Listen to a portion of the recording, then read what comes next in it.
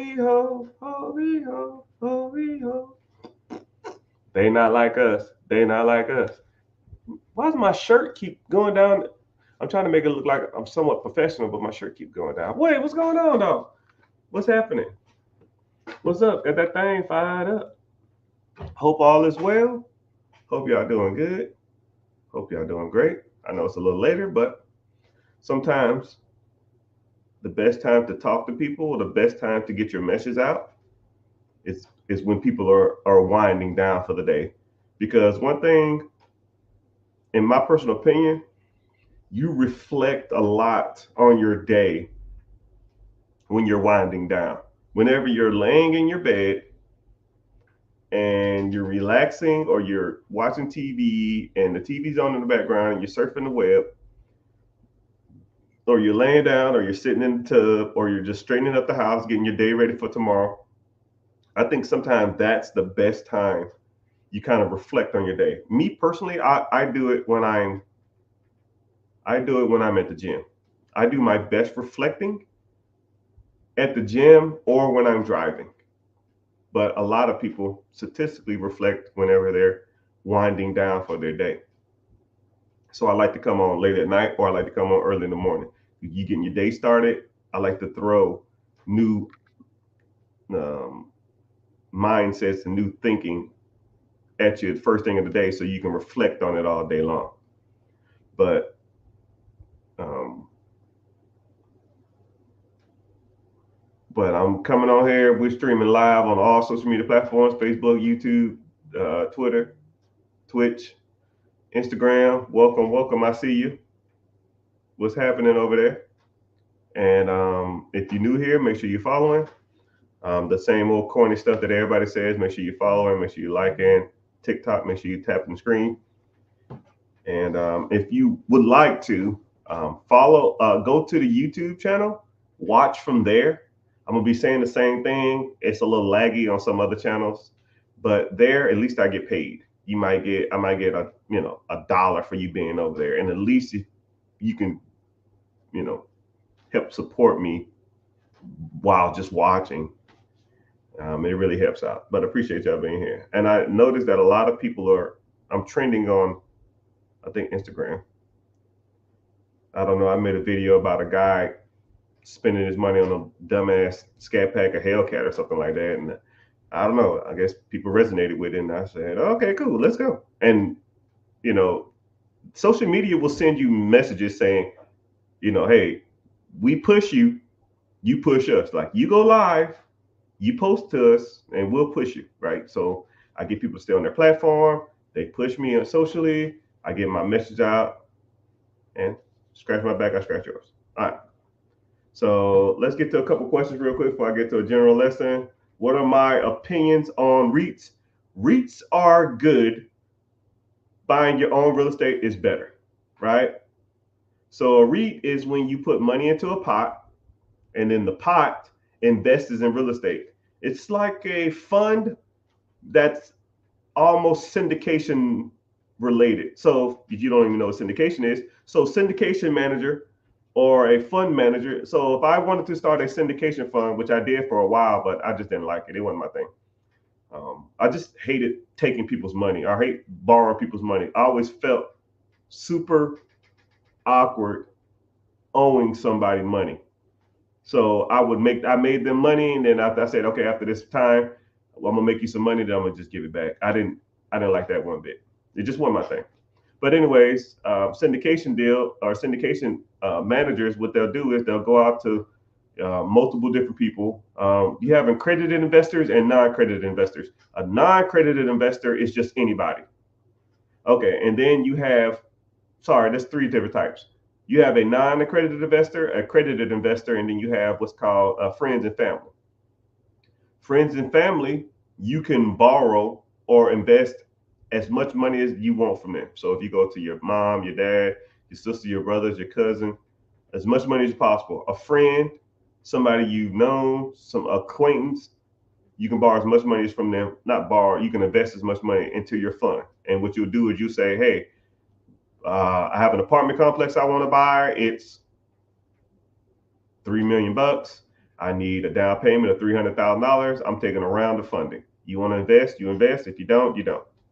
So that's how you get money from friends and family. Then you have what's called a accredited investor. Accredited investor is someone who has $1 million net worth, or an individual who makes over $250,000 a year. You can ask a accredited investor for money. Okay. But it is illegal to ask non-accredited investors for money. So if you don't have $1 million net worth, or you don't make over $250,000 a year, it is illegal to ask a person who's not a friend or a family member, who doesn't make over $250,000 a year, or has $1 million net worth for money. So that's why you can't. That's why you don't see ad commercials for like, "Hey, how you doing? My name is Joe Smith. I want to buy this apartment complex. Do you want to invest with me? Send me money."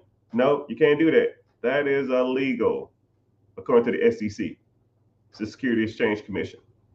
So, how do you get out of the loophole of finding accredited investors, or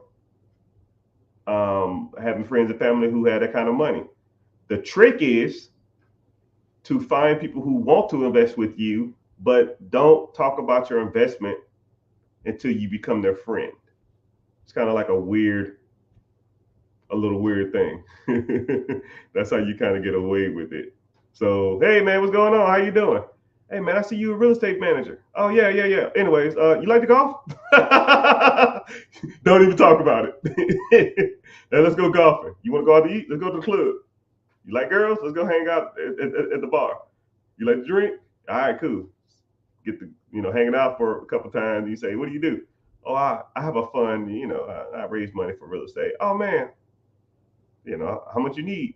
Oh man, I need about $200,000 for this one fund. But if you want to invest in it, since we're friends now, I guess we can.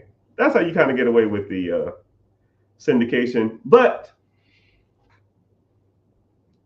a REIT is when a company buys real estate and then you invest in the fund, and they put a whole bunch of money together, and then they pay you a interest or a dividend. They typically range from 8 to 12%. So, moral of the story, if that answers your question, yes, REITs are good. But why don't you just either start your own syndication, you buy the properties, and you make the profit, or start your own fund, invest other people's money, or you buy your own real estate, which has way better returns than 8 to 12%. Or you can just manage the fund of a syndication fund, which they get the acquisition fee. Acquisition, just a fancy word for buying something. Disposition fee is just a fancy word for selling something. And management fee or holding fee, which is a fancy word for day-to-day operations. So they might take 5% acquisition, 5% management per year, and then 5% disposition. So you buy a $3 million property, 5% of $3 million bucks, that's $150,000. Management fee, $150,000 a year, and then the disposition fee, you sell it for $4 million. Now you up $200,000 for selling it, and all you did was pull the money together, right? You don't even take any of the interest But if you put your own money in it, then you can do it like that too. But that's a whole nother story. I'm on a rant. Anyways, hope all is well. Hope we in here learning. Hope we got some good questions coming on. Mostly talking about dividend income. I don't know what that means. So let me see what we got. Who we got in here? Social media. All right. YouTube in the house. Twitch in the house. Twitter in the house. No Facebook ever, but it's all good.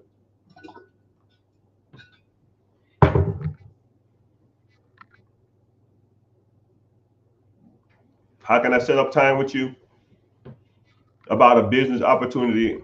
I need guidance. Well, you're in the right place. I actually have a class coming up here Wednesday. You can ask me all the questions you want. Click the link in the bio, join the free class, or go to therichgetricher.com, which no one ever does that. Just click the link, whatever social media platform you're on, It'll say be your own boss. Go there, sign up, and I'll see you in class. And then you can go from there. If you want to do a one-on-one, or you want a phone call, or you want to set something up, we can kind of go from there. But that's how you get a hold of me.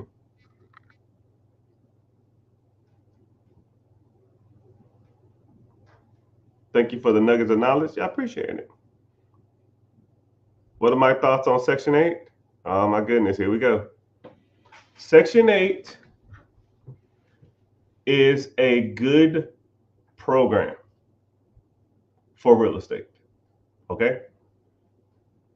Section 8 is not the only program for real estate. People talk about Section 8. I'm going to give you a great analogy. It's like someone coming to you.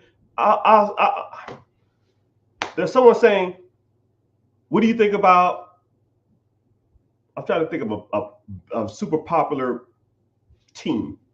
What do you think about the Dallas Cowboys?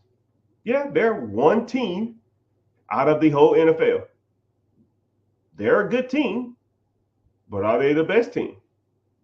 At any given Sunday, they can win, or any given Sunday, they can lose. Basketball. What do you think about the Lakers? The Lakers are a good team. Even given day, they can win. Any given day, they can lose. But there's 32 other teams. Baseball. What do you think about the Atlanta Braves? They're a good team. But any given Sunday or any given day, they can lose. Just like any given day, they can win.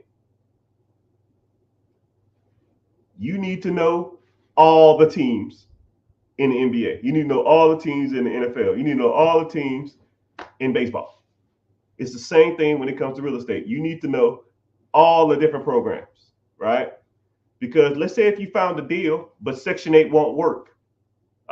Well, I paid these gurus to teach me Section 8, and this deal, Section 8 won't work.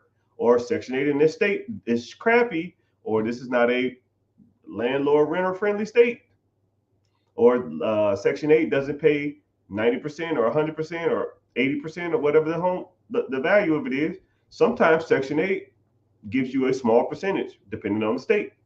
So let's say a Section 8 does like a supplementation, right? So they'll give you 10%, 15%, 20%.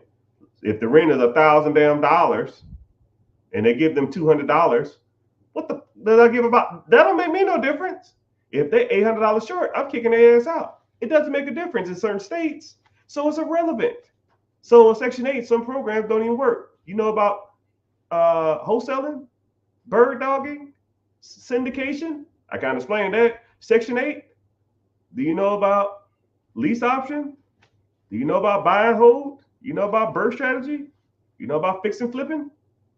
I mean, you know about bandit signs? You know about tax liens or tax deeds? Every state is different, people. Every real estate deal is different. If Section 8 won't work, take the hat off, put on your owner financing, or creative financing, or seller financing, or sub 2, right? Do you even know what sub 2 is? Some people might do. You know what lease options is? Some people do. You know what lease buyback is? You know what seller carry is? Some people do. You need to know all the techniques if you really want to get into real estate. And the bad part about it is I was buying real estate for years. And I thought I was the big dog. Oh man, I'm buying a property a month. I damn got all these people moving and shaking. I'm buying all these properties. And then you start meeting mother truckers that really move and do some serious numbers.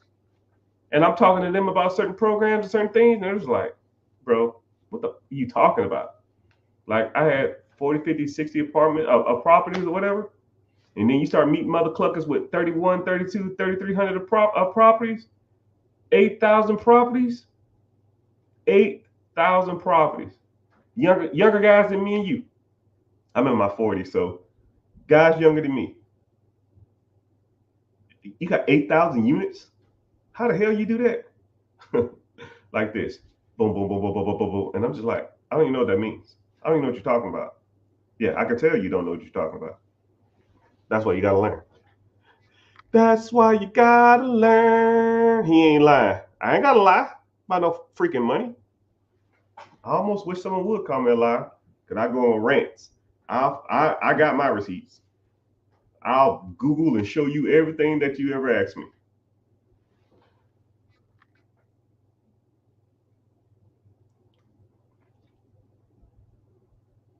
He in the zone. Do you know any trades? Do I know any trades? I don't know what that means.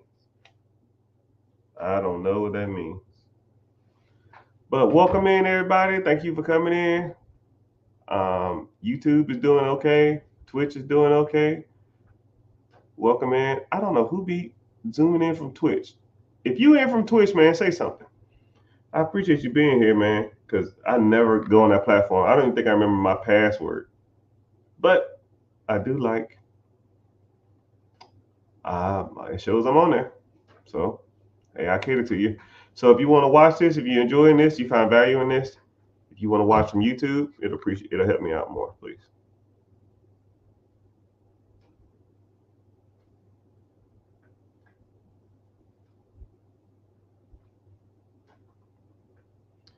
Phantom Towing, what's happening? I see you.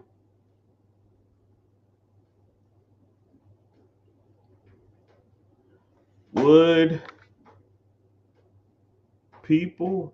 I can't see because the wording is cliche to my shirt.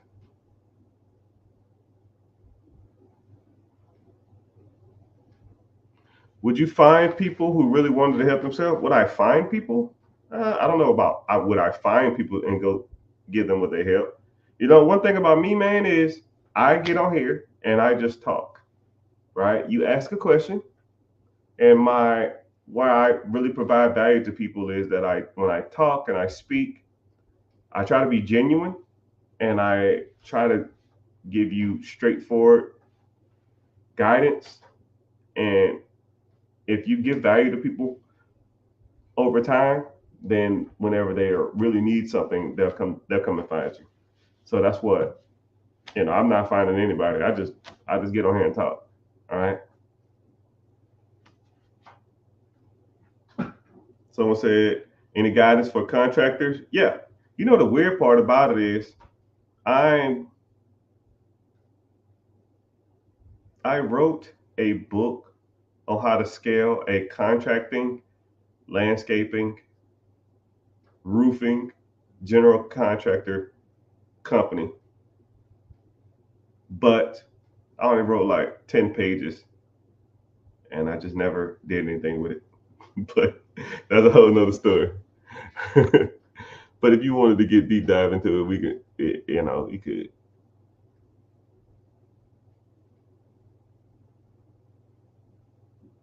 I'm passionately about to make money. Okay, get there. I see you. I'm new here. Well, welcome. How can I go from debt to being financially secure? Right? First of all,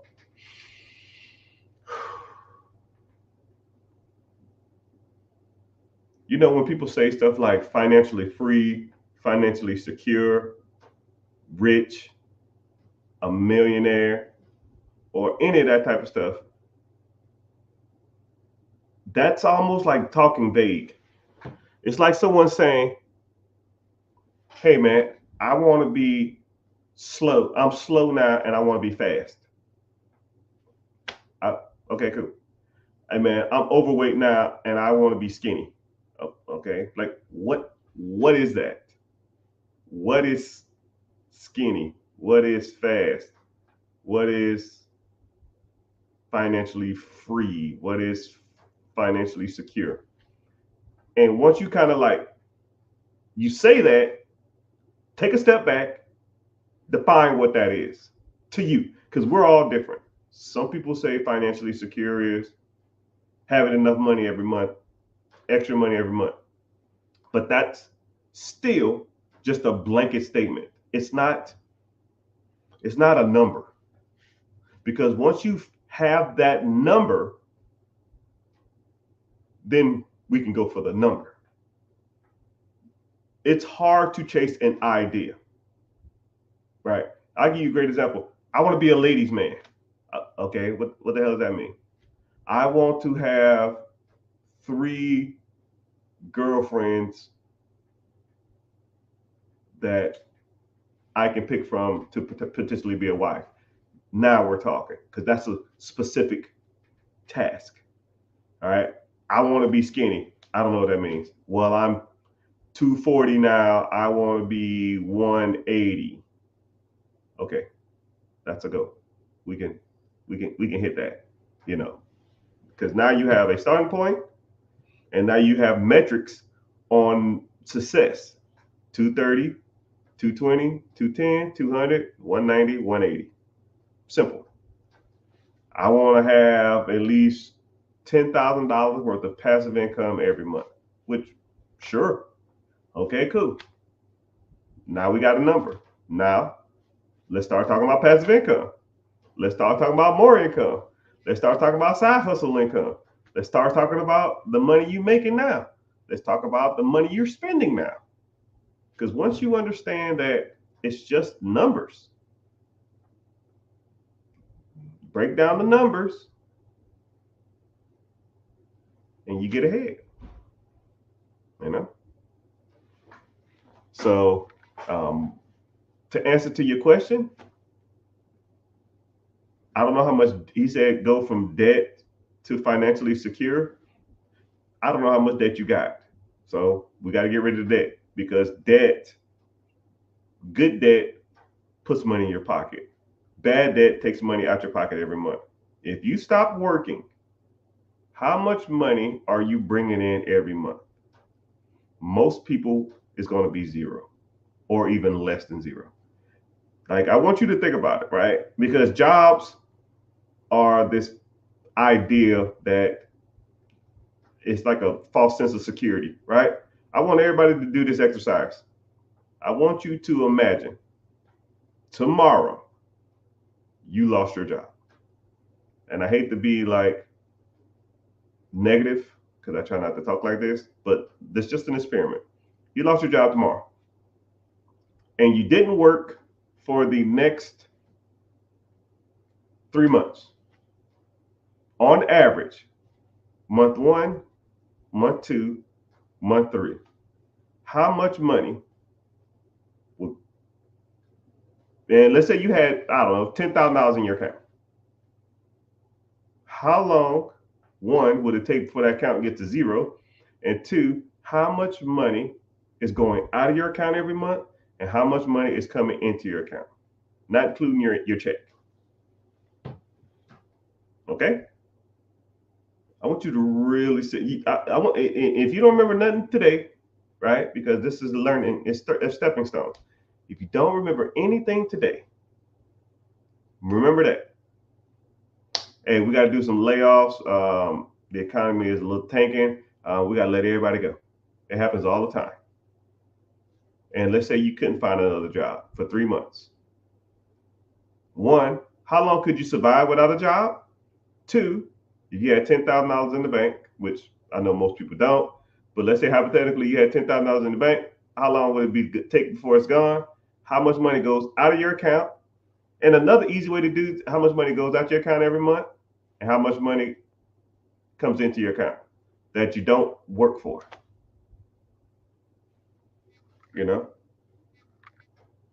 And once you start sitting back and looking at it like that, now you really truly understand income that you don't work for. If the answer is no, zero income, no income coming in, you have a problem. You have a problem. If you are solely relying on a job to pay your bills, to maintain your lifestyle, you have a problem. Jobs are not loyal to you. I don't give a damn how long you've been there. I don't know how important you feel you are. They will let your ass go like this and not give 2 damns about you. They'll fire you tomorrow and have your replacement there on Thursday. And by the next Monday, they'll forget you even work there. Right? I mean, and then the bad part about it is stop me when I'm lying. Right? You know how many jobs I've had in my life? Right? I did 22 years in the United States military. The last day I left, nobody, except one dude I talked to, we was good friends for like 5 years. One person I talked to is still there. 22 years of military service, one person. One person messaged me, and one person messaged me talking about fantasy football, but it was like a joke. Not like, man, how you doing? What's going on? Is everything okay? No. And one guy didn't even ask me how I was. We just was cool, and we started talking about he's having a baby shower. We was kind of cool because we're cool. Two people, pretty much 1.5. 22 years of service. They kicked my ass out, and it is what it is. Now, what they'll do to a 22-year decorated vet? I fought 6 damn wars for these people. 6 wars. You know, Iraqi freedom? Yeah, that was me. I helped shut down the base in Iraq or Afghanistan. No, it was Afghanistan, I think. Yeah, or whatever it was. I don't remember. You know, the airplane that had all those people on it, the people was hanging on the side. Yeah, that was my aircraft. You know, you can Google that. United States Air Force airplane. The airplane number was 1107. 1107. They was taking the refugees out of the country. Yeah, that was my aircraft. And all the crap that was on it, I had to clean that off.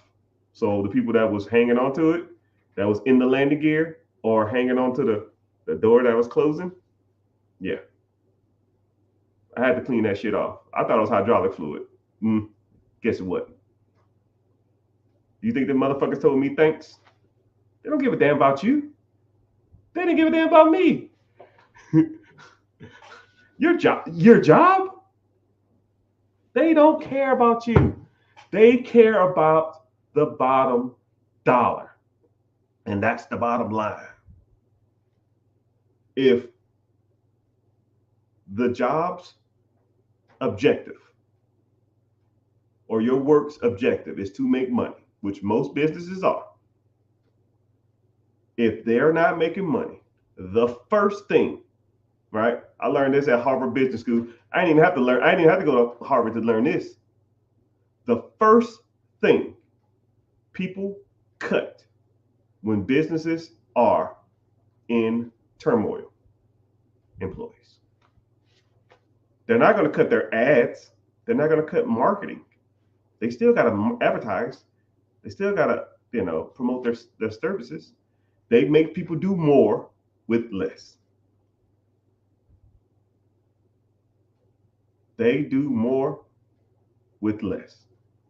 And no matter how good you think you are, how untouchable you think you are, how best as you think you are, how everybody loves me here, they will get rid of your ass.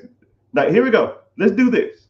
By show of a random emoji. Just put a random emoji in the chat. Been fired or let go from a job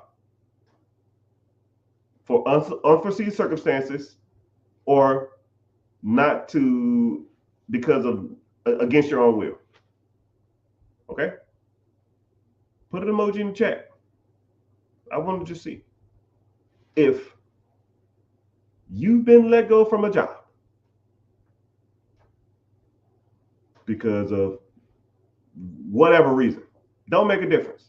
I don't give a damn if you was fired. I don't give a damn if you was let go. I don't give a damn if you was a Christmas casual. I don't give a damn if they was overemployed. I don't give a damn if it was a manning issue. I don't give a damn if they had a seniority issue and you was a low man on a totem pole. If you've ever been fired or let go or terminated, whatever damn terminology you want, put it in the chat. So either everybody who's commenting or saying something are horrible workers, or the system does not give a shit about you. I see y'all. laugh emoji, cry emoji, hand emoji, fire emoji, boom emoji, dollar sign emoji. So either the system don't give a damn about you, or you're not that good at your job. I don't think it's your job. I don't think it's you. It's just the system. But why are you strictly relying on a job? You should be taking every minute of your waking days trying to make as much money as possible that you don't have to work for. And this is what's crazy, because when I was in the military, and I was started making, I was like 10 years in, and I started making some good money. And like my supervisor or co-workers or my subordinates or whoever the fuck it was, it was like, yo, man, you gotta get your head in the game, man. We got a mission. And I'm just like, man, this mission. If I get fired tomorrow, you think they're gonna give it that? Like, that mission ain't gonna pay my bills. You know? I mean, I did what I had to do, but it was a minimum. And some people hated me for that. And I can respect that. I can respect that. But they are slaves to their job. And when that job, military, government, employee, hourly wage, whenever they get rid of your ass, because we ain't gonna work forever. Whenever they get rid of your ass, what do you have set up to ensure that your lifestyle is remaining what it is? If the answer is nothing, you are fucking up. If you go to your job and give 100% every day, you're messing up. 50, 60% max, people.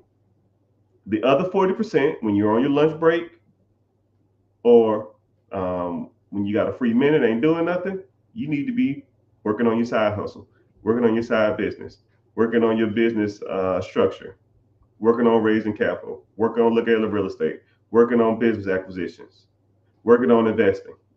You got to be working on this stuff, right? Not looking up the new iPhone, not surfing on TikTok talking about some freaking, man, this, oh man, you saw this cat video? Don't fuck about no cats. I ain't got time for that, man. How many property managers did you call today and ask them, do they have any properties available? Right? Do you have anybody that, hey man, did you have any properties that a person don't want to manage no more? They want to liquidate and get out of the properties? Oh yeah, I got one guy, he got 10 properties. Cool. Send him my way. I'll take him off his hands. But it is what it is. It is what it is.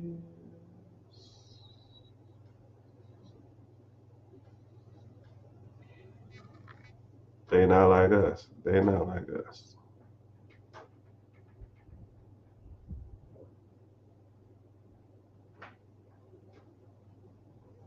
What you cooking? I'm always cooking.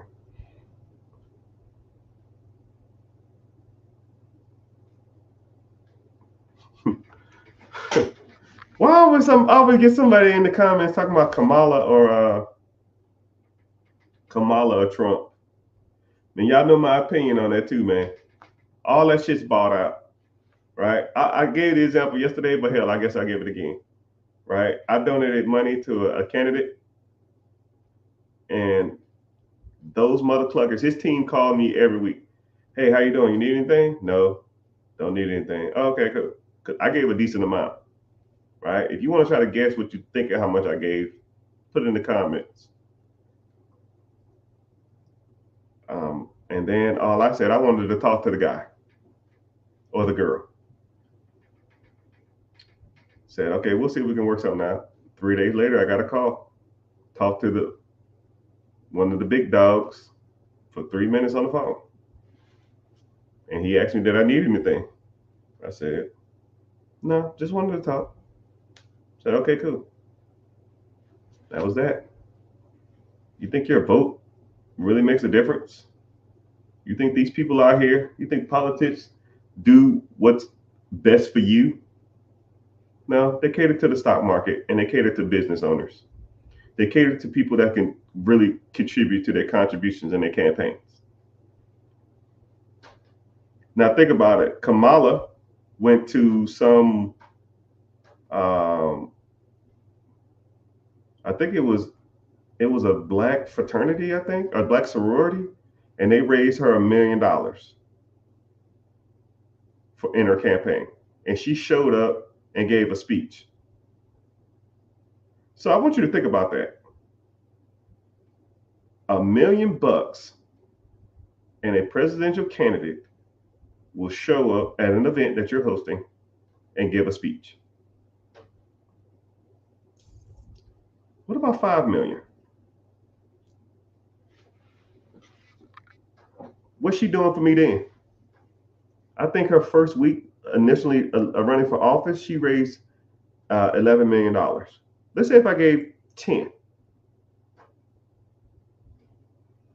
You think your vote or your support gonna get more pull than my $10 million contribution?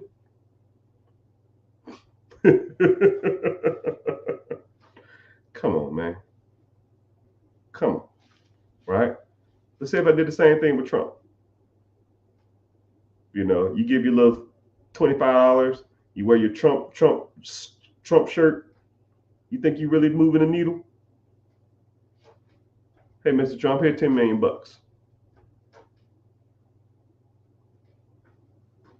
Best believe I'll get a call from his ass tomorrow morning. I best believe.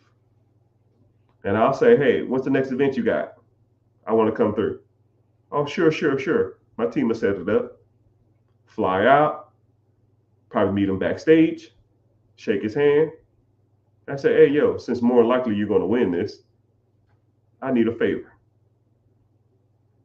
That's how the shit gets done. So when y'all talk about politics, y'all ain't got a clue. Hate to be a butthole about it, but it's all good. Do I think college is worth it?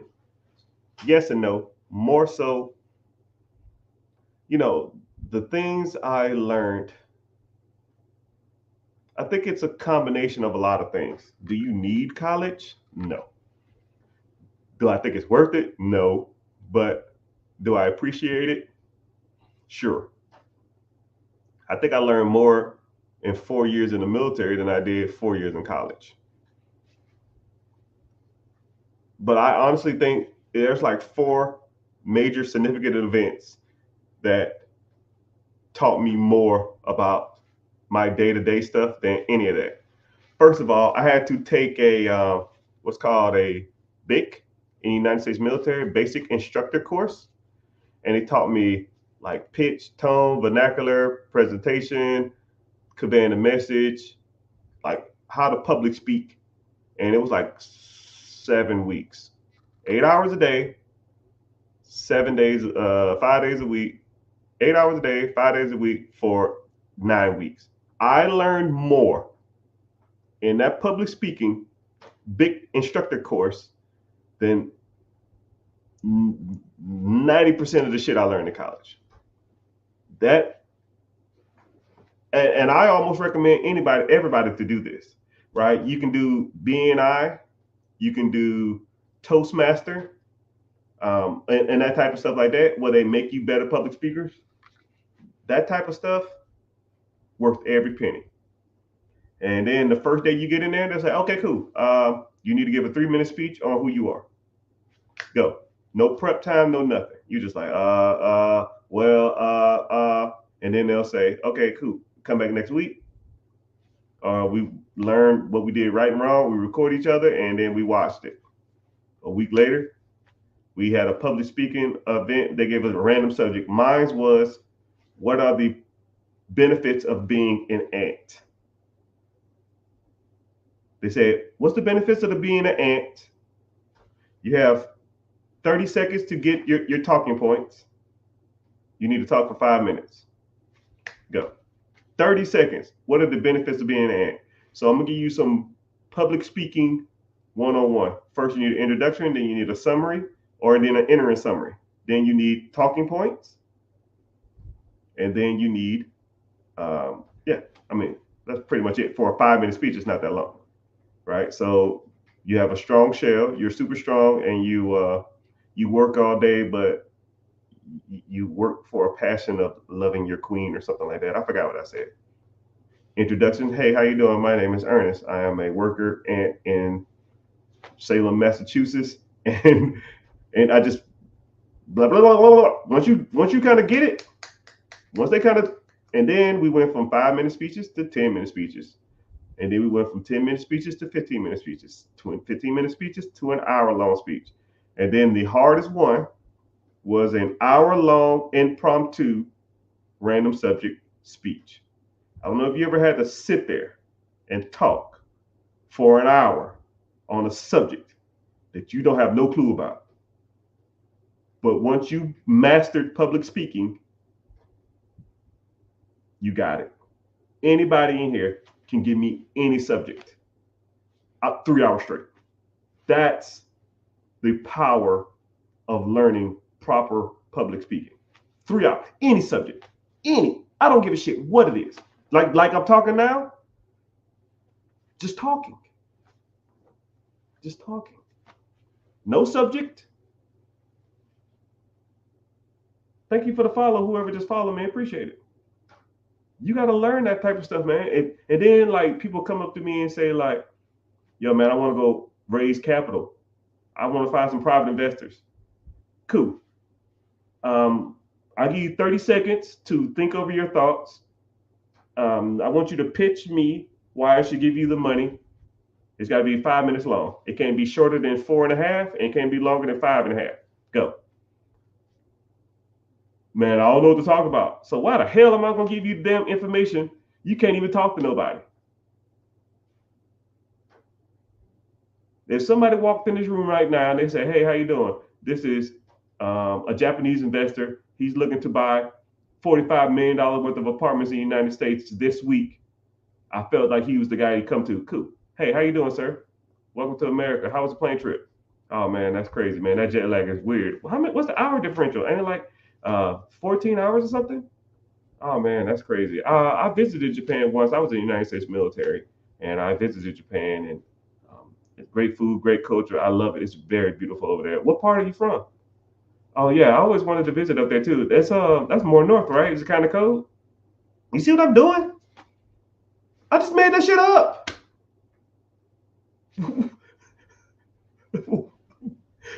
I'm establishing rapport so this guy will spend $45 million with me. I'm not just going to be like, hey, man, give me your money. No. And what's crazy about it, I've never even been to Japan. That skill. But that's what makes me the best. They not like us. They like us.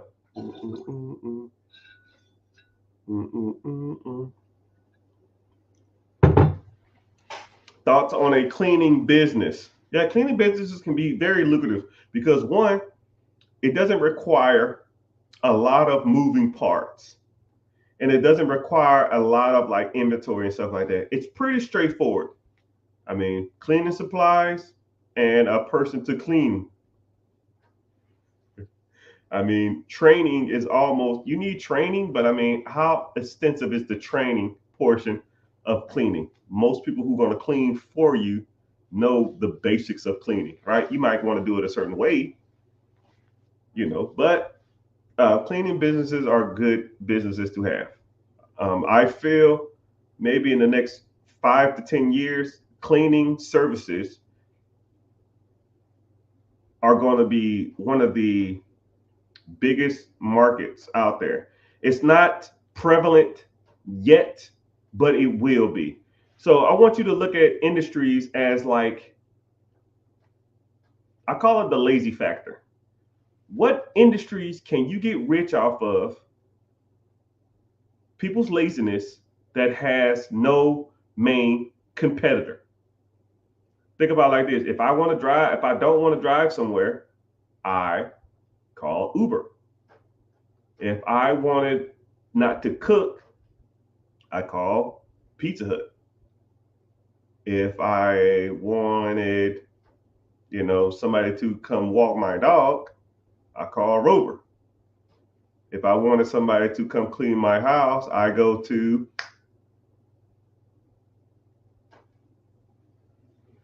and that's where you're making money at. There's no industry. If I wanted to go to a laundromat, what laundromat would I go to?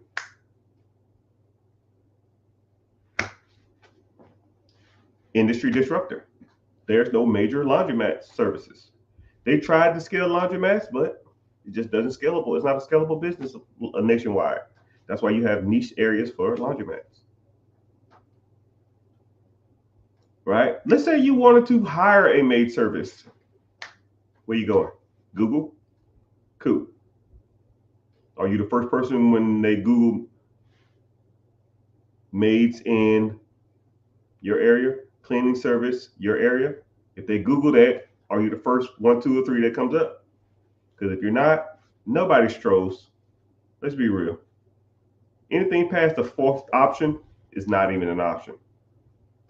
So I teach you how to make your business Googleable.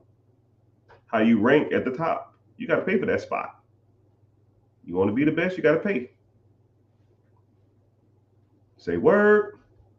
But yeah, cleaning businesses are great, especially if you already have reoccurring clientele, you have subscription service, you already have the staff in place, you already have a good team in place, and you have a network of people that you can rely on to do the cleaning, right? I'm not trying to go clean. Actually, I comically enjoy cleaning, but I'm not trying to go do the work though.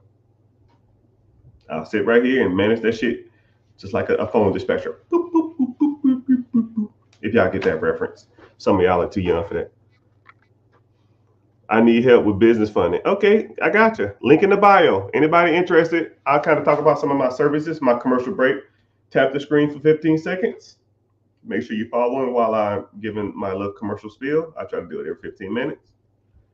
I offer business funding, business credit, personal credit rebuilding. Also do lines of credit. I also do consulting. I also do tax returns. I also do teach you how to evaluate, buy, and scale businesses. Teach you how to buy and sell, scale real estate. Teach you how to invest, mutual funds, ETFs, 401k, IRAs, any type of investment account you got. If you want to get into UILs or IRUs, we can break that down. You want to get into crypto, I can break that down if you want to. A lot of that stuff is trash. But hey, what do I know? And I really can't think of all the stuff off the top of my head. I had a sheet of paper with all the stuff on it, but it's somewhere floating around, but I don't have it on me right there. But all the stuff that I said, I generally will focus on all of it because I think every person on this beautiful planet needs all of those. There's no one way to do this. And I think you need to learn them all because you can have a business bringing in 50K a month, but if your spending sucks, you have shitty credit and you don't pay your bills on time, or you're not investing anything you make, you just spending it on cars and clothes and jewelry and junk, it's irrelevant. And if you have great credit and only thing you're using for your credit is to buy consumer products, yeah, Sephora and Louis Vuitton, it's just trash, right? You need to start leveraging your credit to go make more money. And if you're investing, what's the rate of return are you getting, right? I've had people, they say, yo, man, I started this a while back. I don't know anything about it. Let me see what you got in there. And then one guy said, I ain't logged in. I had an account. One guy had an account for 12 years. 12 years. And he said, I've been investing in this account for 12 years. I just put it in there and I forgot it was even in there. I said, what you got in there? He said, shit, I got to have at least 100 grand. Easily 100 grand. I said, okay, cool. Let's find out. I said, okay, let's do it. It took him like 3 days to get access to the account. This guy had like $17,000 in this account. And I said, first of all, brother, give me a hug. That's a deflated tire if I ain't never seen one. Then I said, now it's time for us to get to work. We gotta revamp all of this, man. Because I looked at his rate of return. He was making like 4.5% on his return, and he was only contributing 1% of his paycheck. 1% of his paycheck was the equivalent, I think it was like $70 or something a month. It was nothing. It was horrible. I was just like, oh my goodness. I said, they match. He said, yeah, they do. Up to what, 5%? He said, yeah.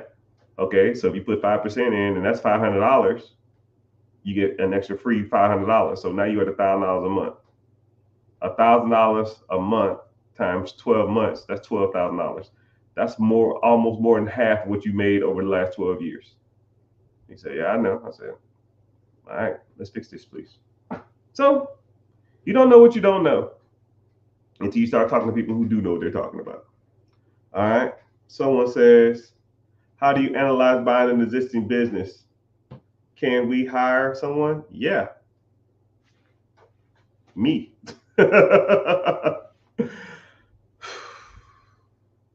If you wanted to evaluate, you want to do an existing business, there's multitude of things you want to focus on.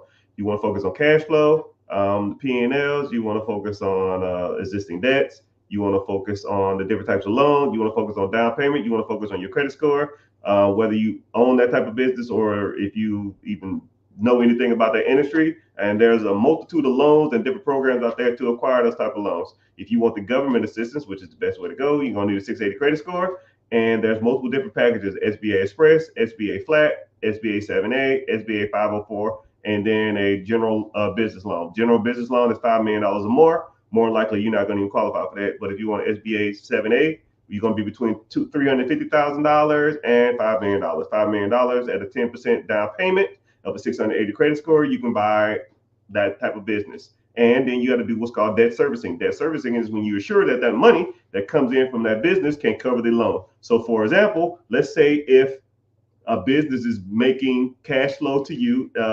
SED, seller discretionary earnings, which is, let's say, is bringing in $100,000 a year to you, your pocket. You buy the business for $1 million. So the $1 million, you're going to put $100,000 down. So your payment is going to be, you're going to have to finance $900,000. $900,000 at a 10% interest rate is $90,000. So you're going to finance from the bank $990,000 over the next 10 years. $990,000 over the next 10 years is $99,000 payment every year. $99,000 payment every year. But if you sell discretionary earnings or your cash flow is $100,000, you're bringing in $99,000. You make $1,000 a year, or comically something in the range of like $88 a month. Do you want to make $88 a month while taking on $1 million debt and putting $100,000 down? No, that is dumb. You need to know how to evaluate businesses. That's why I teach you. You need to learn. If you want to get into it, click the link in my bio. I talk about this shit all day. I just do stuff like that to show people I know what I'm talking about. And I just gave you simple math to kind of show you how this stuff works. I'll show you where to find them, which ones you can buy, which ones you qualify for, which are the best ones to buy, which are the shitty ones, how to evaluate cash flow, how to evaluate seller discretionary earnings, how to evaluate P&Ls, how to evaluate profit and losses, how to evaluate year-to-dates, how to evaluate the tax returns, how to negotiate with the owners, how to might even get sellers financing to help you assist with the down payment or to even purchase it straight up through them, because there's tax benefits to having an owner sell you a business without going through the bank. So that's what we talk about. He says, thanks. Appreciate it. No problem. They're not like us. They're not like us. Someone said, I got 2K waiting to put into the market. Link in the bio, huh? I'll break it down for you. I got so many questions. They're not like us. They're not like us. Da, da, da, da. They not like us.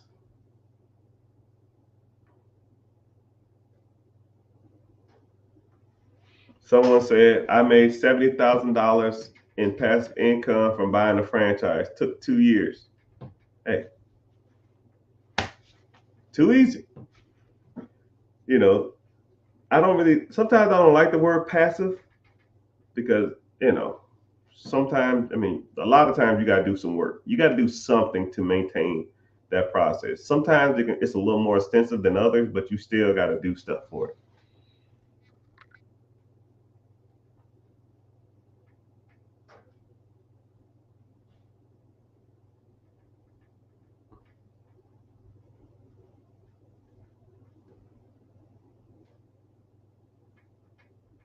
Someone said block somebody as a scam account. Uh-oh, say less. I don't see who he is. Hold on, let me see. I got you. All right, boom. Later, dude. Boop. Yeah, don't be getting in the chat. Be trying to hype people up, sell them bull crap.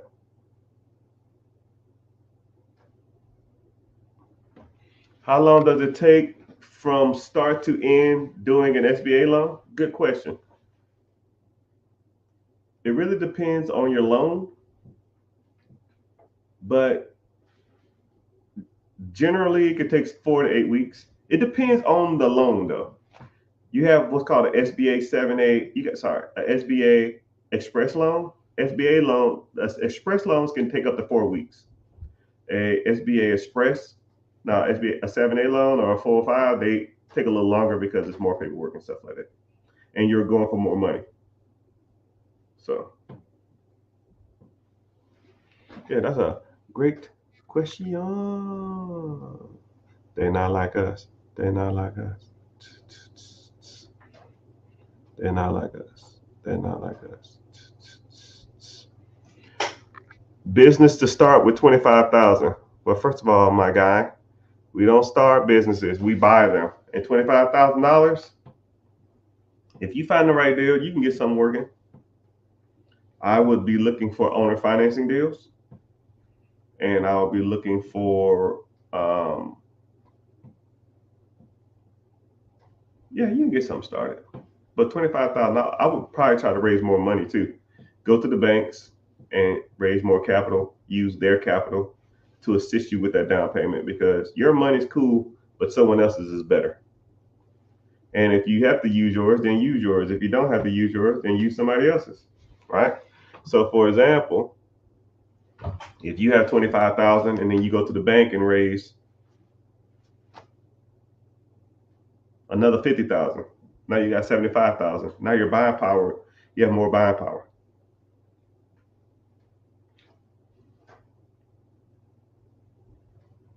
So just something to think about. I like to, you know, tell people they have more options than just what they see in front of them. You know, capital is not hard to raise, but it is a process. You have to know what's going on. You have to know what you're doing, and you have to understand the risk of raising capital. It's crazy, man. I'll show people how to evaluate businesses. I show people how to buy real estate, and then while I work on their business structure, and then I'll get them funds, and as soon as they get the funds, it's like I never hear from them again. It's almost like you already know what they're doing. I mean, you don't got to hear me say the same stuff over and over again. You kind of get the gist of it. But it's all good. 25 grand, that's a decent amount of money, though. You can get a lot started. Someone said, I have $3.8 million net worth. Awesome. I have $1 million in the house. I'm 63, $400,000 worth of income. So where's your net worth at? If you have a million, like it's weird. You have $3.4 million net worth. You're 63. You make $400,000 a year. If your house is worth $1 million, probably paid off. You have a $3.4 million net worth. So you have 2.4 in probably 401k and other assets. Shit, you almost at the finish line, man. I would get into like some type of fund that pays dividend or pay interest every year. But 2.4 in the right account, if you had that kind of liquid, I'll probably put you at like 1.5 liquid. 1.5 liquid. I'm gonna put this on my handy dandy calculator. And then your pension and stuff like that's gonna pay out every year though. So how you make $400,000 a year? What the hell you do?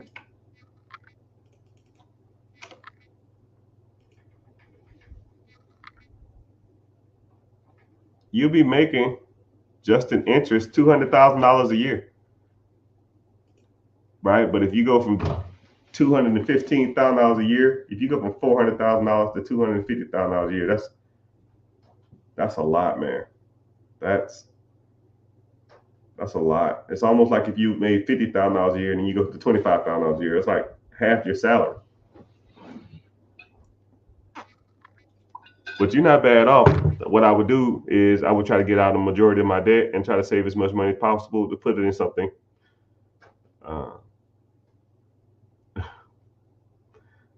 Someone said I've been drinking. You better not.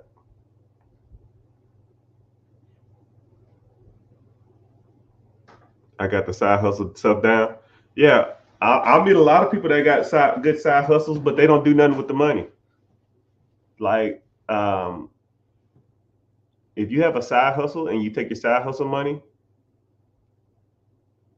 if you have side hustle and you take your side hustle money and live off of it, then you're contradicting yourself. You're not doing anything. If you're taking money that you spend your extra time earning just to spend it on more dumb stuff, then you're not doing anything. So you say you got a side hustle down, I'll even put you at an extra, I don't know, $500 a month, or $500 a week. That's $2,000 a month, right? What you doing with that $2,000 a month? Now, if you're saying, well, I bought a new car, so I can that side hustle is paying for my new car, that's dumb. That doesn't make any sense. You're taking income to buy more debt. You're pretty much making your revolving debt bigger, right? You got to learn how to take that extra money, put it to work. You need to take the extra money you're making, and put it to work. You need to take the money you're making at your job and cut the fat, and then put that to work, right? So let's say if you're making $4,000 a month, the average person makes $54,000 a year or some shit like that, right? So I'll say $4,000 a month, which is $48,000 a year. Let's say you're making $4,000 a month. How much are all your bills every month? Go. You should be within $100 range of knowing exactly how much money you spend every month. Every month. It's called a budget, people. A lot of people don't want to hear that. A lot of people just wing it. And when I say stuff like, y'all think y'all good with money, but you don't know how much money you spend every month. Right? If I say how much money you spend every month, and you say the number, and you're not within $100 of that, you have no clue what you're doing. Go to your bank account, put last 30 days, look at your expenses. What was the total?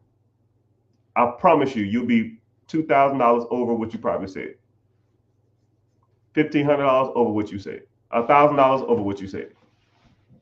Because we hate work. We hate wanting to work for money, but we love spending that shit. We love shit going out. Now, once you realize you have a spending problem, let's cut the fat. Let's see what you're spending your money on and reduce it by a lot. Damn near half. And when people say, I can't live off half, yeah, you can. I did it for years. My paycheck in the military was $1,000 a month. I had a wife and a stepkid. $1,000 a month. And we made it work. So when people say they can, and I was investing. So when people say they can't do it, I don't believe it. I don't even remotely believe it. I don't want to hear it. If I can do it with 1,000, you can do it with 4,000. Cut the fat. If it's not a necessity, get rid of it. Right? These things are temporary because 2, 3, 4 years, 5 years down the road, when you making $40,000, $50,000, $60,000 a month, do you care you miss Love Island? Do you care you miss some stupid ass series on Netflix? You gonna care that you missed the Atlanta Falcons game or the Super Bowl because you didn't have cable? Now you can go to the Super Bowl. You know? Look at the greater good. Sacrifice some football games to be the number one donor at the football games. You a college fan? You want to watch the college games? Or you want to be the number one booster of the college, your college team? And the players will come with you and hang with you during like certain holidays and stuff like that because you're one of the number one boosters who donated tons of money. You're the guy or girls who sit on the sideline or stand on the sideline because you contributed so much money. That's a flex. Not, did you watch Love Island last night? Did you watch the Grammys last night? You watched the BET Awards last night? I don't give a fuck about that. Don't care about that. And you shouldn't either. These worldly things that you've been conditioned to like are all trash. They're all a distraction to keep you working these bullshit ass jobs and working and doing these minor tasks and getting you to forget your damn dreams. And a lot of people don't see it like that. Think that shit's a game. I mean, I think it's, you know, you got to give up something. Either you got to make more money, or you got to cut the fat, or you got to work on a side hustle. I recommend all three. If you could tell me who won the Super Bowl last year and you broke, you're fucking up. If you watch any of the Olympics and you're broke, you're messing up. If you took a vacation this year and you're broke or living check to check, you are messing up. Well, Mr. Richard, life is short. Yeah. You know what ain't short? 8-hour work shifts, an hour commute every day. That shit ain't short. You know what's short? My commute from my bedroom to my office. That's short. You know what's short? The amount of time it takes me to get wired $100,000 off a real estate deal. That's short. You worry about the wrong short.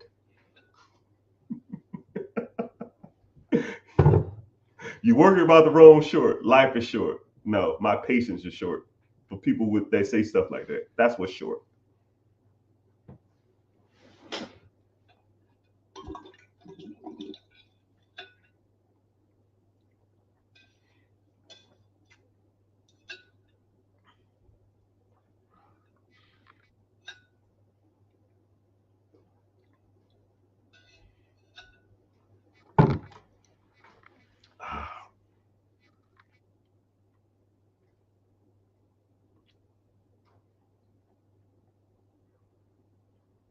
What's happening? What's up? Got that thing fired up. What's happening? What's up? Got that thing fired up.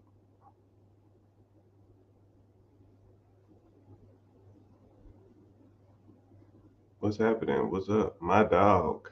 What's happening? Getting caught up on comments. I appreciate that. I appreciate that. All right. I'm actually saving. We don't save, brother. We invest. Saving for what? A rainy day? I saved $3,000 at the beginning of the year and took a chance on Forex. Oh, I lost all my money. Wah, wah, wah. Wah, wah, wah. Wah, wah, wah, wah, wah, wah, wah, wah. We got another victim. Forex is trash. Sports betting, trash. IULs, trash. Crypto, trash. Scat packs, trash. Really? Yeah, really. Trash. How we go? Here's my logic and thinking on Forex trading. And I'm going to give you a little quick analogy called think tanks. Okay? Okay?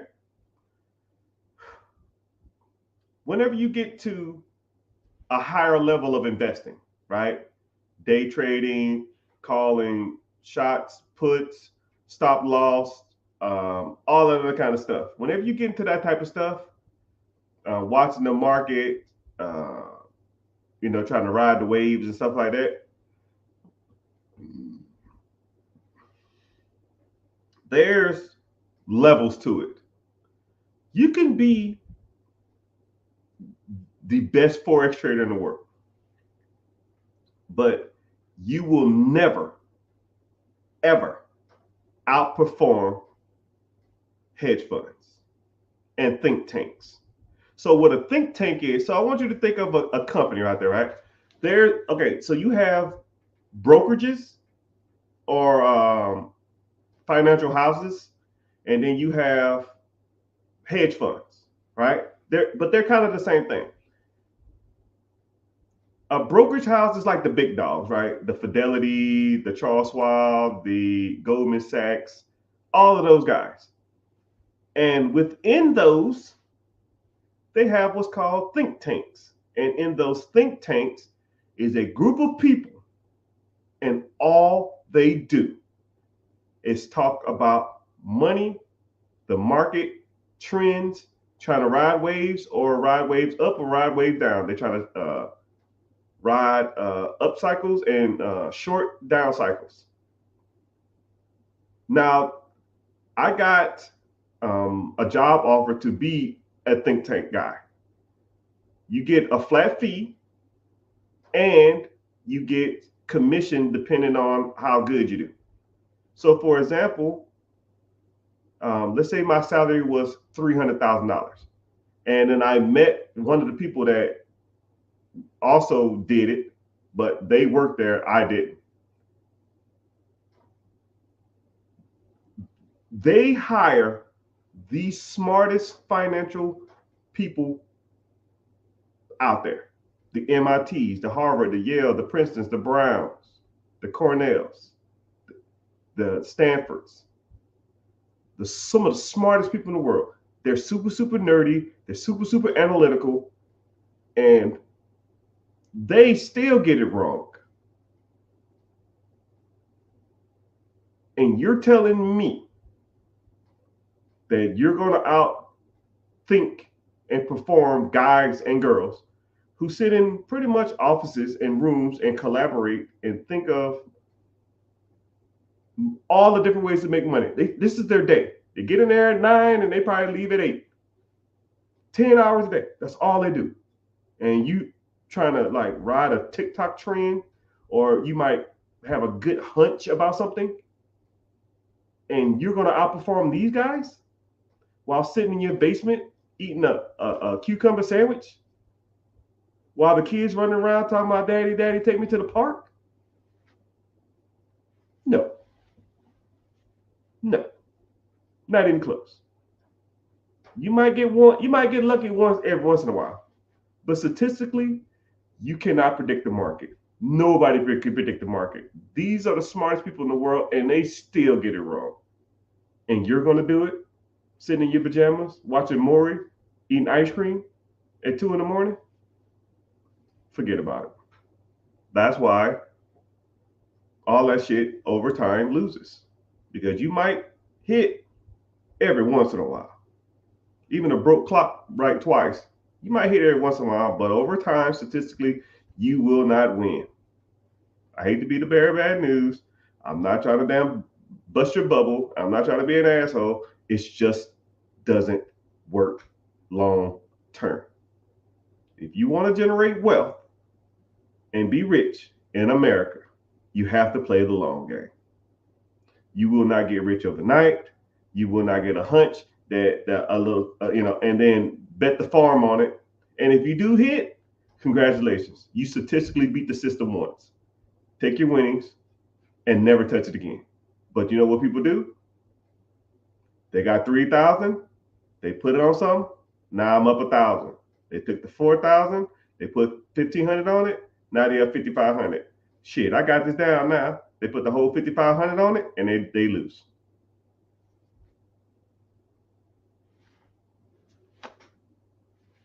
I personally have never met a successful long-term full-time day trader. And I hang with a lot of rich people. I've personally never, ever, sports betting, crypto, Forex, UILs, all of that shit, never. And I hang with some of the snootiest people, gated community. I'm on a golf course. Everybody in my neighborhood is a millionaire. Hey, what do you do? It ain't none of that shit. None of it. So what's the difference?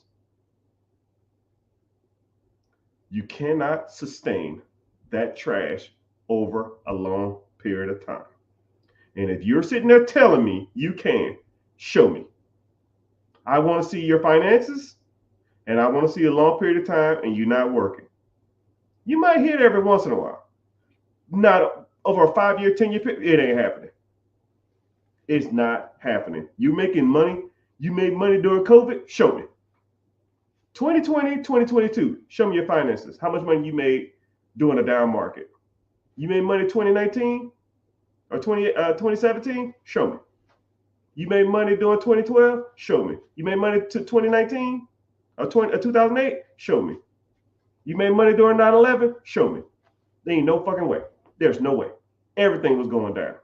You might have did a lot of shorts, but you would have to damn near short the majority of the market.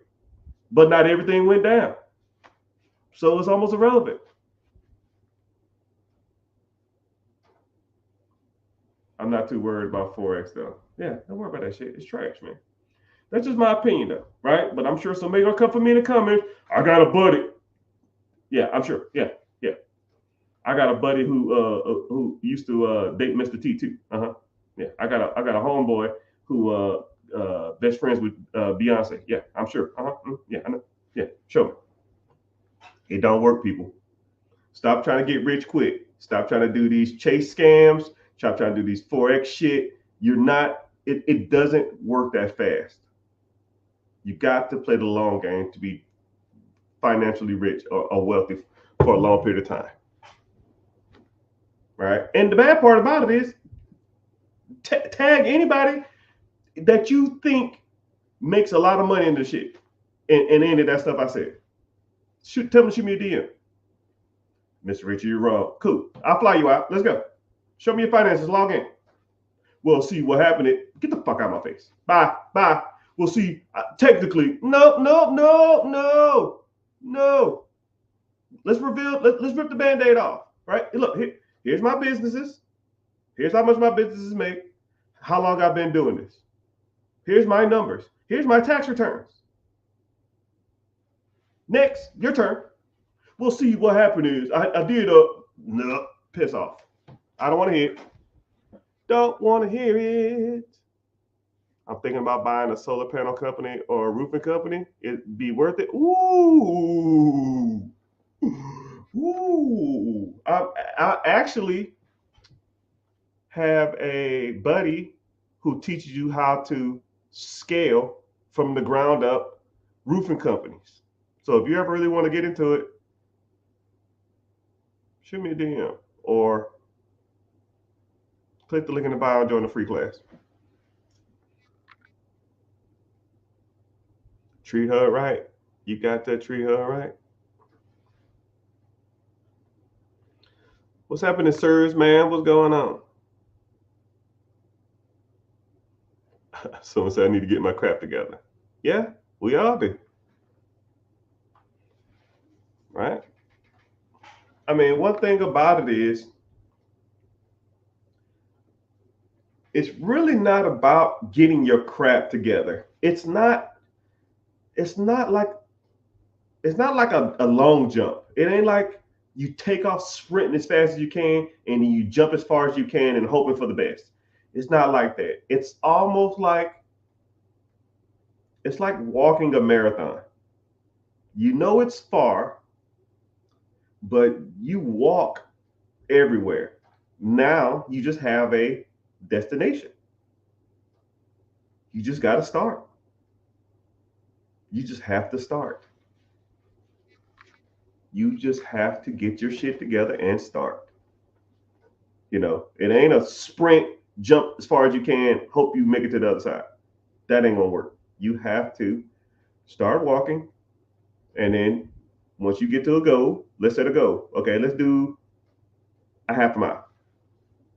You get that half a mile, cool. Let's stop, take a break, get some water, cool down, relax for a second, stretch out a little bit.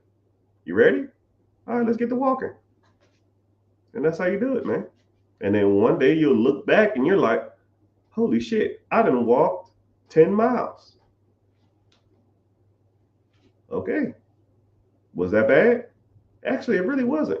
I thought it would be worse than that. A lot of people think it is. You just have to start. You just have to do something, and you have to do something that is actually, I hate the term moving the needle. You have to do stuff that is actually making traction, because a lot of people, just like the Forex guy, they're thinking that they're getting ahead, and we're walking a marathon and they taking off sprinting. Man, I gotta get to the end of this race. Well, you're not gonna do it sprinting. And then I catch up to you a mile down the road and you've been collapsed and overheated yourself. Now you're in the hospital. Man, that was a good analogy. So you can't sprint a marathon, right? And a lot of people try to take shortcuts. The chase shit. Yo, man, I'm gonna deposit a fake check, then I'm gonna take out the $30,000, and then I'm gonna flip that, right? And then they're gonna do something stupid with it. Then they're gonna probably go to jail. They're gonna spend $30,000 in lawyer fees. It's done. You're not gonna do it trying to take shortcuts. There's only a handful of ways that you can, on a handful of things you can do to be financially successful, financially free in this America, right? And statistically, I hate to make this about race, but statistically, put your money where old, rich white people have been putting it for years. And if it's anything other than that, you damn near can miss me with it. Business ownership, fixing your personal credit, investing, and real estate. Everything else is comically a joke. But hey, whatever, man. That's just my personal opinion. But thank everybody for being here, man. Let's do some check-ins. What we got going on? YouTube, I see y'all. Twitch, I see you too. Twitter, could be doing a little better, but it's all good. Instagram, I see y'all. I see y'all. Appreciate y'all being here. Facebook, TikTok. I'm about to get off here in a sec. I'm getting tired. Someone said, write down the budget, get out of debt, quality relationships, save your money, invest, index funds. Yeah, that's a good start. There's a couple things that would change though. All right, here we go. Let's focus on that. Writing down budget. You know, I'll use like a weight loss program as an example. Like we've all told ourselves, man, I'm gonna cut the fat. I'm going to lose weight. I'm going to eat better. And then you'll do it for like 3 days, 4 days, 5 days, and you're just like, I need a pizza, right? Um, what a lot of people don't do is they don't factor in like junk, or they don't try to taper themselves off. You know, a lot of people when they think of a budget, if you're making $4,000 a month, you say, okay, I'm gonna reduce my spending from 4,000 to 2,000. No, man, you don't have to like dramatically cut the fat or dramatically reduce your expenses. You can slowly but surely, okay, let me pick one thing this month that I know I don't need. Uh, okay, Hulu. Let me cut Hulu this month, and then 2 months from now, I'm going to cut something else. You know, and then but you learn to live without certain things. Or next month, I'm gonna cut something else. Or next month, I'm not gonna eat out as much. Or next month, I'm only gonna have a budget of $200 to eat out, and then I'm gonna reduce it to $150 a month. Then I'm gonna reduce it to $100 a month. Then I'm gonna reduce it to $50 a month. Will I just get rid of eating out? Probably not. So let me reduce. Let me just at least get $50 to eat out a month. And now you go, you know, you slowly but surely you're winging yourself off. It's like when you're, you know, if you're an alcoholic or you're in drugs, you're trying to go cold turkey. It's kind of hard to do. You have to start winging yourself off. It's the same thing with a budget, and it's the same thing with your finances. You're not just going to wake up one day and say, "Oh, I'm ready to be rich." Cut all my expenses, cut everything, cut the fat. You know, I'm kind of dramatic like that. I would probably do it, but you don't. Most people aren't like that, right? I'm kind of a different animal. So if you can't do it like that, just take it 1 month at a time. Cut one thing every month or every 2 months and see if you just have to have it. And if you have to have it, I guess you get it back, but then get rid of something else. But inevitably and eventually, the goal is to get um, to have a budget that's so tight, you know how much money you're spending every month, damn near to the $50. Anything over to that, you're messing up. Then he said, get out of debt, which there's good debt and there's bad debt. Good debt puts money in your pocket every month. Bad debt takes money out your pocket every month. If you stop working, how much money is coming out your account? That's not a living expense. Like you have, you know, a house is a living expense. Cars, do you need a car payment? No, you don't. But some people consider them living expenses. I don't. You don't need a damn $50,000 Hellcat. You know, I had a buddy. I don't know if he's watching this or not. If he is, oh well. He had a $65,000 Hellcat and a $45,000 F-150. And I said, yo, bro, you got damn near $110,000 worth of car payments. He said, yeah, man, I'm a bigger guy. The Hellcat's for fun. And then I use the truck as like my cruiser every day. And in his head, it made sense. And I was like, what's the payment on this? He said the truck was 8, the Hellcat was 12. I said, you spending $2,000 a month. $2,000 a month on car payments. That's not including insurance or maintenance. Whatever, man. And then bad part about it is 3 months later, he didn't have a job anymore. And I said, what you gonna do? He said, I'm gonna keep both of the cars. I'm gonna just get another job to pay for both of them. Some people don't see it, man. Some people they in their head it doesn't make sense. It is what it is. It is what it is. So getting out of bad debt. You know, if you have a car, I'm not saying you should sell your car, which I kind of am. Get rid of that thing. Get something that's just paid off and you ain't got to have no car payment for. But once you pay that thing off, you're done with car payments. Make that shit last as long as you can. Ride it till the wheels fall off. If you're driving down the street and it's leaking from the window and it shakes real bad at 50 miles per hour, I do not care. Get it fixed. It'll be way cheaper than buying a new car, especially for the damn new payment. Get out of bad debt. If it's making you money, don't pay it off. If it's not making you money, get rid of it. Revolving credit, credit cards, consumer credit cards, that's just trash. Get rid of it. Quality relationships. Yep, you need to start associating with and hanging around people who make good money or make good financial decisions. There's tons of places you can hang out or start associating with people who are financially free and financially savvy. I'll give you some off the top of my head. BNI groups, Toastmaster groups, Cars and Coffee, bike clubs.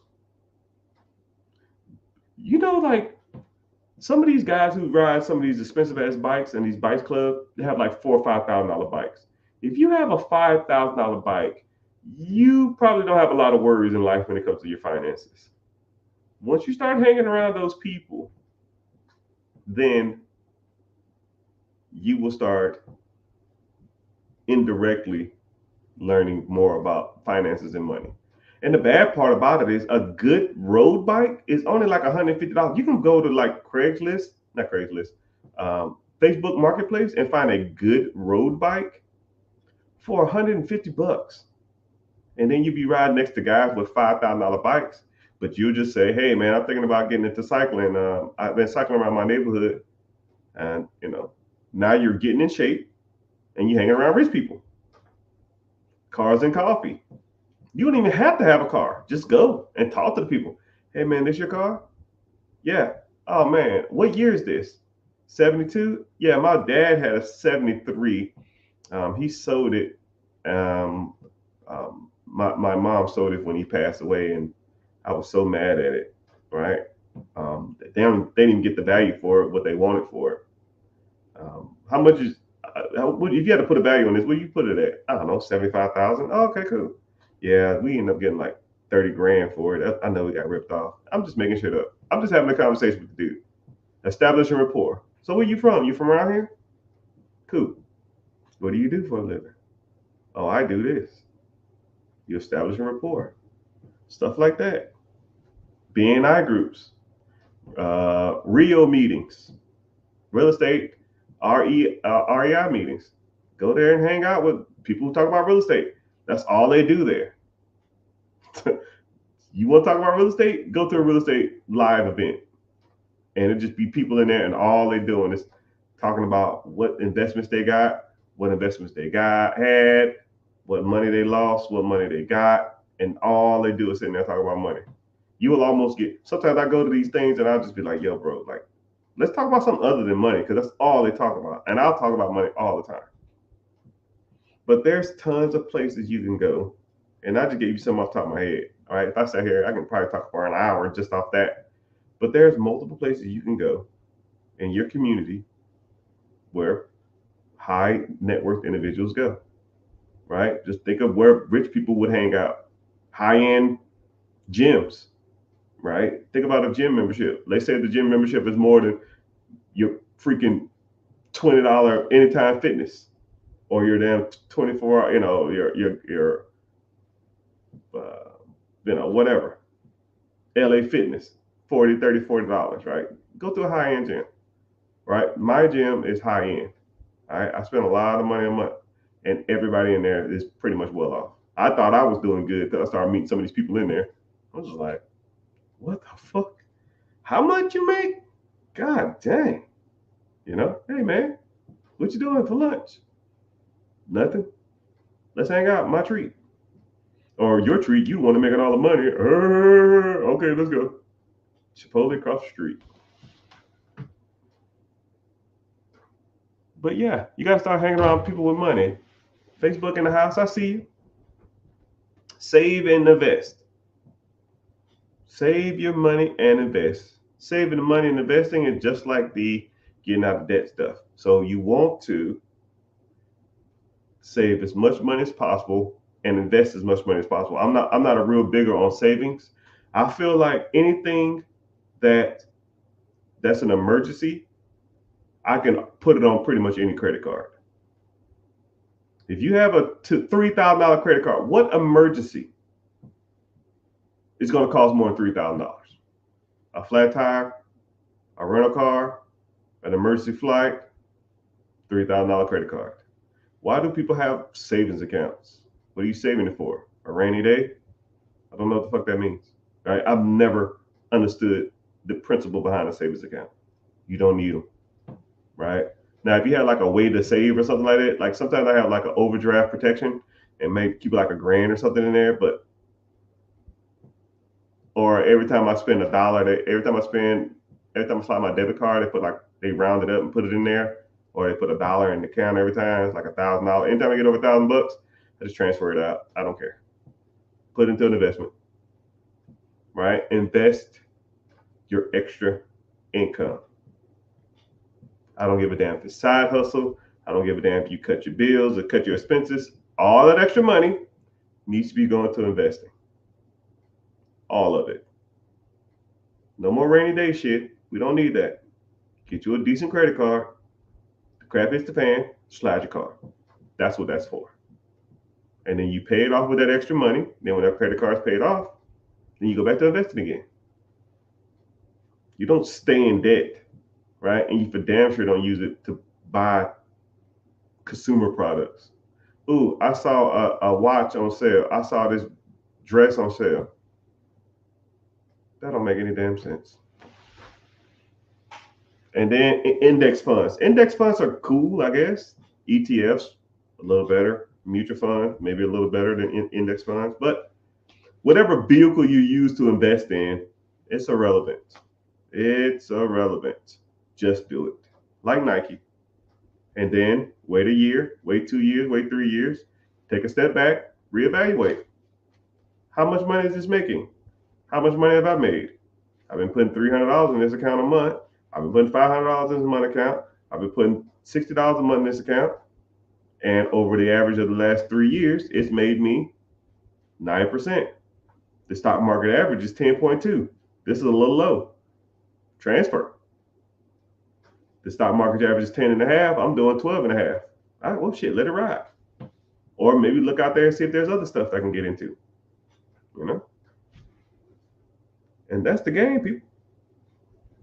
And then once you have a decent amount of money in that investment account, then you start rolling to the bigger stuff. Real estate. And a lot of people say stuff like, man, I can't get no real estate. There ain't no deals in America. Bullshit. Bullshit. I can find you a house. I can find you a duplex.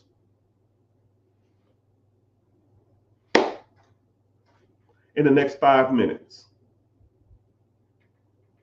Under $80K, your payment would be $600 a month, and both sides are renting out for $1,000 a piece, $2,000, and your payment is $600 a month. You're making $1,400 a month, which is about $17,000 a year. Next 5 minutes. So when people say shit like there ain't no deals out here, you just don't know what you're looking for. You don't know where you're looking. You don't know what you're talking about. You don't have no clue.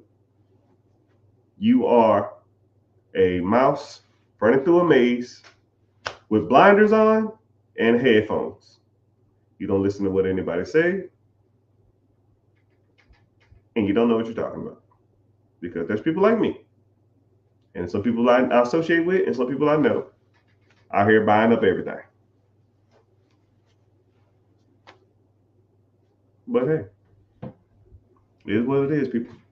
It is what it is. So, just based off that, if you're interested, you like talking about that type of stuff,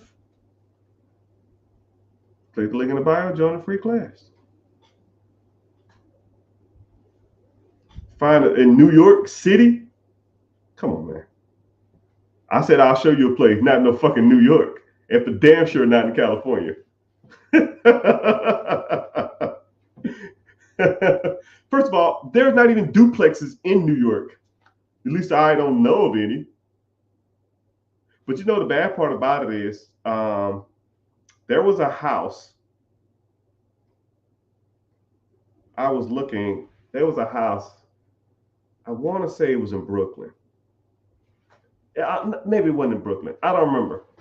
I really don't want to look it up. I don't know where I found it. But there was a house in New York, and I think it was only like, it wasn't even expensive, $400,000. And it was huge, man. It was huge in New York. I mean, I don't know what part of New York. I have no clue about New York like that. I have no clue anything about New York. But I'll do this though.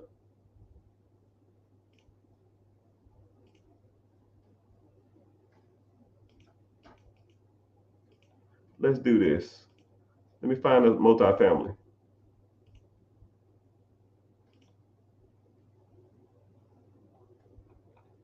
Where's Jamaica?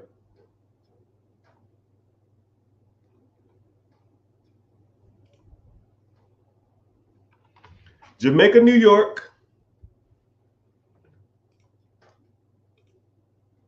Jamaica, New York, and or New Rochester. I don't even know where that is.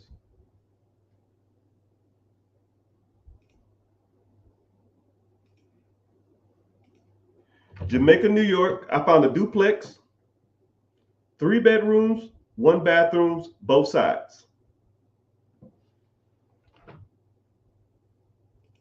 $290,000. Each side is renting out for $1,500 a piece. Your payment on $260,000 is $1,600. I said 5 minutes. I lied. It was less than 2.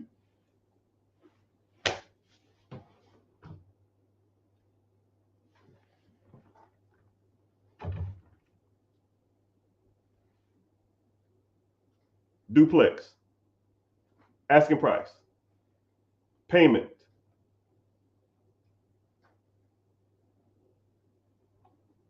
Rent. Anything else?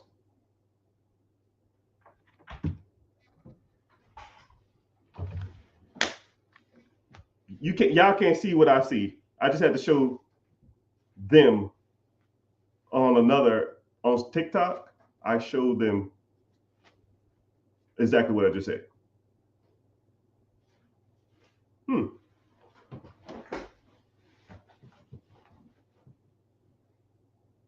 I ain't got time for excuses. Either you want to do it or you don't. Either you want to do it or you don't. But I think that's a good talking point. I think I've kind of proved my point. I hate beating the horse, but I appreciate y'all being here. I almost don't want to get off because I'm getting a lot of watch hours. I'm getting paid a lot of money. Facebook, y'all are in the house today. Dang. Appreciate y'all being here. Instagram bumping, Facebook and TikTok bumping. You know what? Let's keep the party rolling. What questions y'all got? I'm gonna do Q&A for the next 15 minutes. If y'all don't ask anything, I hate sitting here talking to myself. It's like weird to me. But ask whatever questions you want to ask. I think the last subject we was talking about real estate. Someone said you can't find no properties. You can find properties anywhere. You just got to know where to look and know what to look for and know what you're doing. But you can find properties, even in New York City. I don't know if Jamaica, New York is considered New York City. I have no clue about anything in New York City, right? I don't know. Someone asked, how are you streaming on multiple platforms? Okay, so I know you are a social media guy. So what you do is you go to a website called StreamYard. You have to pay for it, but StreamYard lets you attach all your social media platforms. So I am streaming to 2 Facebook accounts, a YouTube account, Twitch account, Twitter account, and 2 Instagram pages right now. And my cell phone is live on TikTok. So that's how I'm doing it. So yeah, that's how I roll. So, if you ever wanted to get into that, that's how you do it. Where you can stream on Twitter. Yeah, my Twitter never really gets anybody in here. If you from Twitter, go ahead, comment something. I rarely get people from Twitter. Twitter's like weird. Like I'll go on Twitter and go live. That's what I like about this, because if I'm on Twitter, if I go live on Twitter, and if I go live on Twitter on my cell phone and no one's in there, I'll be like, man, this sucks. I don't feel like talking. But if I go live on StreamYard, which I prefer, this is what's great. This is what's good about StreamYard. You go live on StreamYard and it goes to all your social media platforms and it records. So then it takes the videos and it uploads them to all your platforms. So now the replay will be back on all social medias. So it's almost like and what's crazy is it's so when I'm talking, it's not like I'm just, sometimes I feel like I'm just talking to myself. It's not, but I look at the people that are in here and I can say, oh, okay, cool, there's multiple people here. So I have 3 screens, and actually 4 screens. So this, if I look over here, that means I'm talking to Instagram. If I look straight ahead, I'm talking to the majority of everybody, and then I do this. That is TikTok.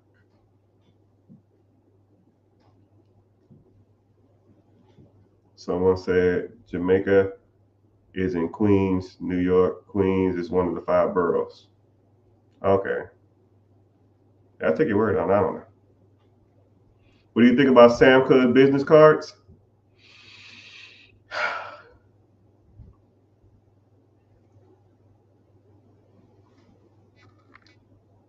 They're okay. If I had to rate them 1 through 10, they'll be like a 4. If I have a card, so I love business lines of credit. As you know, I have tons of business lines of credit, right? Tons of them. Business lines of credit, right? Millions of dollars worth of business lines of credit. Business lines of credit are only good. They need to be practical.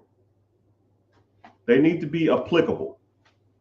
If I have $100,000 at Sam's Club, if I don't have like a food truck or a vending machine or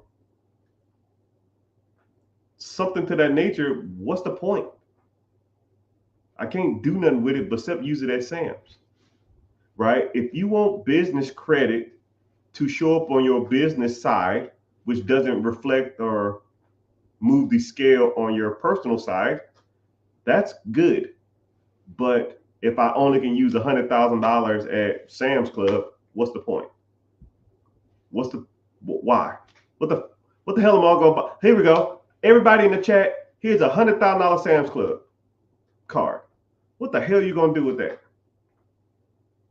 Go buy gift cards? Go buy some jewelry? Go buy a whole bunch of chicken? I mean, what are you going to do with that? It's not, no uses for it. Use it for gas? Okay, cool. I'm gonna max that thing out. $50. A business card. Only reason you should have a business card is to go out to use it to grow, scale, or buy real estate or your business. That's the whole point of business lines of credit. If I can't use it for that, there's no point of having it. A Sam's Club card or a Buc-ee's card or a Sephora's card, It was crazy though. I had one person, I showed them how to go out and get lines of credit. And they told me, excuse me, they said to me, I said, okay, I can show you how to do it, or you can just pay me and I'll do it for you. And they said, well, it don't sound that hard. And I said, it's hard.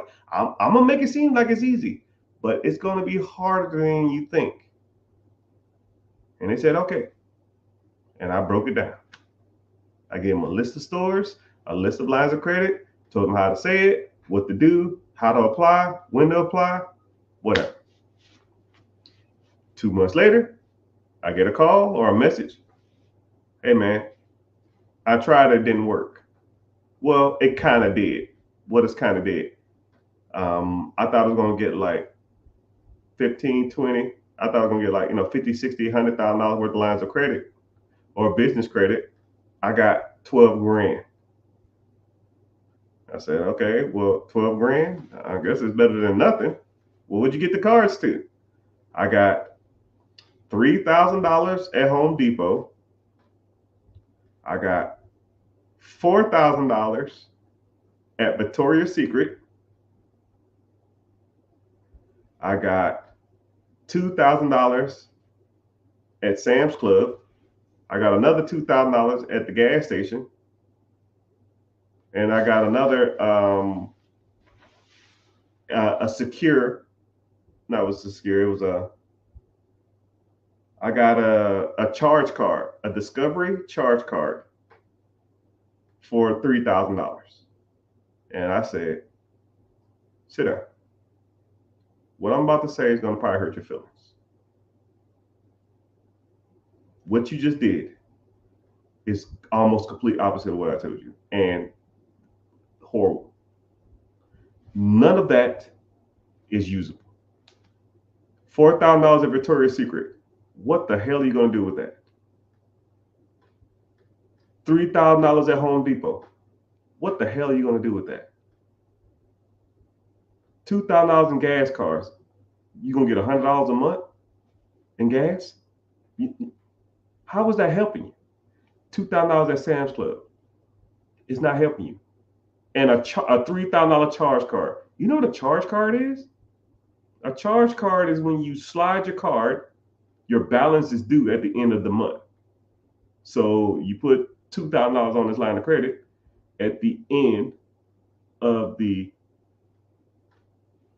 month, you owe $2,000.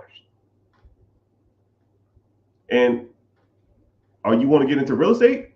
Because you got a Home Depot card, you're not going to use it. And let's be real, $2,000 on a home renovation is trash.